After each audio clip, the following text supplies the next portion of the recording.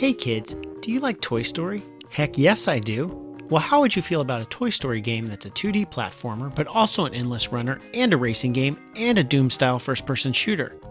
Well, today we're talking about Toy Story for the Super Nintendo, Sega Genesis, and Game Boy. Each version of Toy Story is generally the same, but they do have major differences.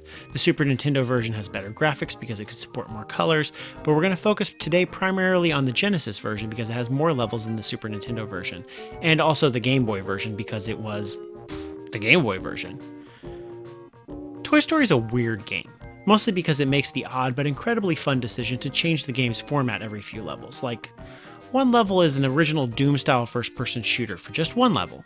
Not really sure why it's here, but it's one of those things that makes you stop and think, yeah, the Toy Story 1 game for Genesis was briefly a first-person shooter, and it actually looks pretty good.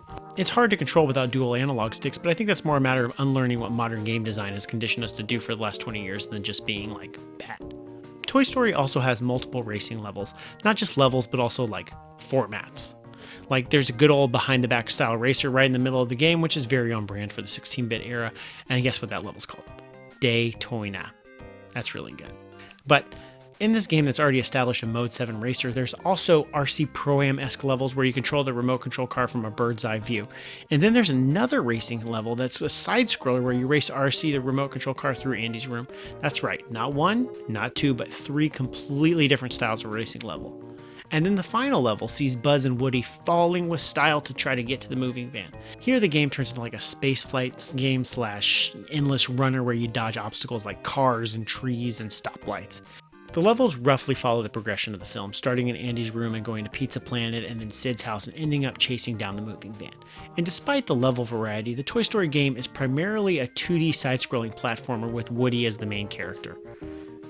Woody jumps and he uses his pull string as a whip weapon, and when I first played Toy Story almost 25 years ago, I was kind of disappointed that it focused so much on Woody and not really that much on Buzz, because Buzz is a more fun video gamey type character. He can fly and shoot lasers, although I guess in the lore of the movie he's a toy, so really he can't.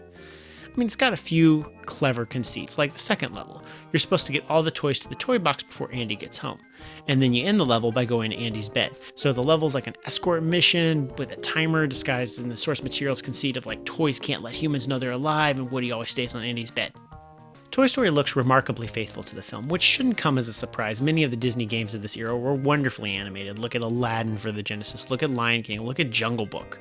And a year earlier, Donkey Kong Country popularized digitizing 3D models into 2D sprites, so Toy Story, the first feature-length computer-animated film, borrowed the same process, and it meshed well with Toy Story already being computer-animated.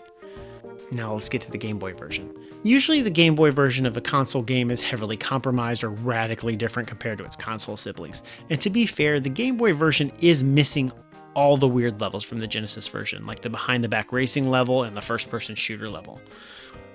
But when the levels do overlap, the Genesis and Game Boy games are largely identical, so much so that I was able to use a Genesis FAQ to guide me through parts of the Game Boy game. Same objectives, same level layout. Playing the console and portable games side by side, it's pretty impressive. And weirdly, the Game Boy version also tried to do digitized graphics, even though it could only display 4 colors. The developers could have said, screw it, the Game Boy can't do more than 4 shades of gray, maybe we just make the characters look like hand-drawn cartoons and call it a day. But no, they went for complex shading and ended up looking more like muddy and hard to discern. Toy Story is also a Super Game Boy enhanced game. I haven't talked much about the Super Game Boy on this series. The Super Game Boy was a cartridge shell that plugged in the Super Nintendo and it lets you play your Game Boy games on the TV. All Super Game Boy game enhanced games also have special borders that are colored and personalized for the game. Also hid the fact that the Game Boy screen had different dimensions than the 4x3 TVs of the time. It also added color palettes to the Super Game Boy enhanced games, and some games better than others. Toy Story's kinda dull. The Super Game Boy was released in June 1994, and most games released after that point have enhancements. I'll try to show the Super Game Boy game borders if they're available, but I generally prefer to show the black and white images for these videos just to showcase the default experience.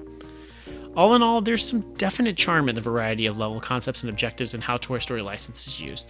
When it's a platformer, it's pretty dull. When it does the different formats, it ends up being a pretty interesting curiosity.